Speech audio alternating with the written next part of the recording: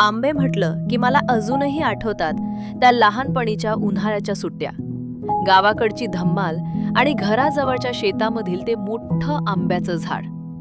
इतके आंबे लागायचे त्या झाडाला की आम्हा सगळ्या टिल्ली पिल्ली गँगचे पूर्ण लक्ष फक्त तिकडेच असायचं.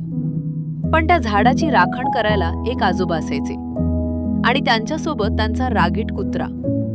आम्ही मात्र कमी नव्हतो. ते दुपारच्या जेवणाला घरी गेले की आमची मोहीम सुरू व्हायची.